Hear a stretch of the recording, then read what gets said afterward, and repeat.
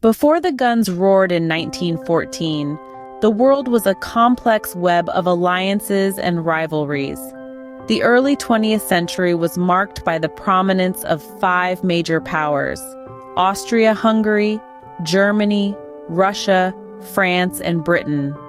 Each of these nations, in their own way, were threading through a delicate dance of diplomacy and power games, creating a spider web of connections, some cordial, others not so much. The assassination of Archduke Franz Ferdinand of Austria-Hungary, though a tragic event, was but a spark that lit the fuse of an already charged situation. This singular event was the catalyst that sent shockwaves across these interconnected nations, causing the delicate balance to wobble. It was like a house of cards. A gentle push and the entire structure would collapse. It was a world teetering on the brink, and all it took was a single spark to ignite the flame of war. With the death of Franz Ferdinand, the dominoes began to fall. This is where we see the intricate web of alliances and treaties that held the world together begin to unravel. The heir to the Austro-Hungarian throne, Archduke Franz Ferdinand, was assassinated by a Serbian nationalist on June 28, 1914, in Sarajevo. This event sparked a chain reaction that would lead to the most devastating conflict the world had seen up to that point. Austria-Hungary, understandably incensed by the brutal murder of their heir, issued an ultimatum to Serbia. The demands were harsh and designed to be rejected, providing Austria-Hungary the justification they needed to declare war. Serbia, backed by Russia, rebuffed the ultimatum, and on July 28, 1914, Austria-Hungary declared war. But this was not a simple two-country conflict. The activation of alliances kicked off a rapid series of events. Russia, bound by a treaty to Serbia, began mobilizing its troops. Germany, allied to Austria-Hungary, viewed this as a threat and declared war on Russia. France, in turn, allied to Russia, found itself at war with Germany and Austria-Hungary. Germany then violated Belgium's neutrality to strike at France, bringing the United Kingdom, allied to Belgium, into the conflict. The spark ignited by the assassination of Franz Ferdinand had exploded into a full-blown inferno, drawing in nations from every corner of the globe. Each country, bound by a complex network of alliances and treaties, was pulled into the fray. The world's great powers were now at war, and the stage was set for a conflict of unprecedented scale and devastation. In a span of just over a month, a single assassination had led to a cascade of declarations of war. And it wasn't just a European conflict anymore. Countries from around the world were being drawn into the fight, making this a truly global war. By August 1914, the world was engulfed in war. What started as a regional conflict had escalated into a war that would shape the course of the 20th century, a war that would redefine nations, and a war that the world would never forget. The Western Front was a brutal and bloody stalemate. This conflict zone, stretching from the North Sea to the Swiss frontier with France, saw some of the most intense fighting of the First World War. Imagine miles upon miles of trenches, often filled with water and muck, crisscrossing the landscape. These trenches served as the home, the battlefield, and too often the final resting place for millions of soldiers. A no-man's land, a deadly expanse of territory, lay between the opposing trenches. Here, any venture out was met with a hail of bullets and an almost certain death. It was a war of attrition, a grim waiting game where each side tried to wear down the other. In this theater of war, one of the most significant battles was the Battle of the Somme. It began on a sunny summer's day, the 1st of July, 1916, and ended in a chilling November. The British Army suffered approximately 60,000 casualties on the first day alone.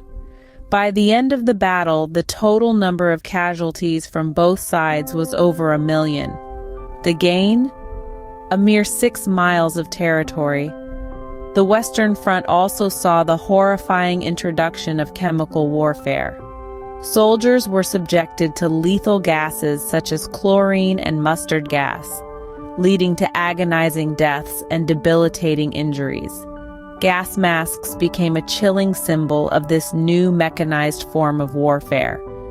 In 1917, the United States entered the fray. The fresh troops and resources they brought were a significant boost to the beleaguered Allies and marked a turning point in the war. The Western Front was not just a geographical term. It was a symbol of the brutality and futility of war, a place where old world tactics met new world weapons with devastating consequences. It was a place where humanity's capacity for innovation was harnessed for destruction, and where the youthful optimism of a generation was lost in the mud and the blood of the trenches. The Western Front was a testament to the horrors of modern warfare. While the Western Front was locked in a stalemate, the Eastern Front was a different story. Over here, the Central Powers, led by Germany and Austria-Hungary, found themselves clashing with Russia in a series of battles. Unlike the trench warfare of the West, the Eastern Front was marked by large-scale movements across vast landscapes. The Central Powers, particularly Germany, capitalized on the relative instability of the Russian Empire, making significant gains. Russia, despite having a massive army, was plagued by logistical problems and was ill-prepared for modern warfare. The Brusilov offensive in the summer of 1916 was one of the few bright spots for Russia. Unfortunately, the success was short-lived, and by the end of 1917, Russia was in the throes of revolution. The subsequent signing of the Treaty of Brest-Litovsk in early 1918 effectively ended Russia's participation in the war. But the war was not confined to Europe. It was a truly global conflict that reached far beyond its shores. In the Middle East, the crumbling Ottoman Empire was under attack by a combined force of British, Indian, and Arab troops. The campaign in Mesopotamia, now modern-day Iraq, and the Arab Revolt, led by figures like T.E. Lawrence or Lawrence of Arabia, played significant roles in the eventual defeat of the Ottomans. Africa, too, was a theater of conflict. German colonies in Africa became targets for British, French, and Belgian forces. The fighting in East Africa was particularly fierce and lasted for the entire duration of the war, with Paul von Lettow-Vorbeck leading a guerrilla campaign against the Allies. The war had truly spread to every corner of the globe, pulling in nations and people who were far removed from the diplomatic intrigues of Europe. It showed that the impact of this war was not limited to the trenches of the Western Front or the sweeping plains of the Eastern Front.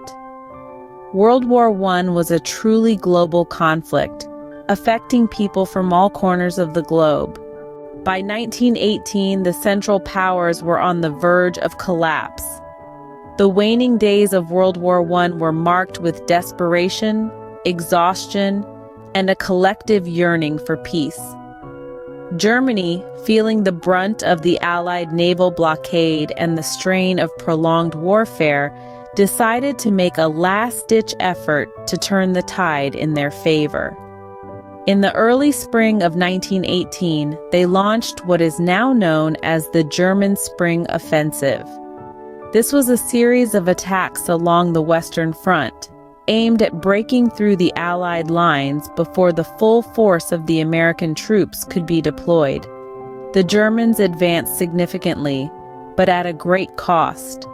Their losses were irreplaceable, and when the Allies launched their counteroffensive, the German forces were simply too depleted to hold their ground. The Allied counteroffensive, known as the 100 Days Offensive, began in August of 1918.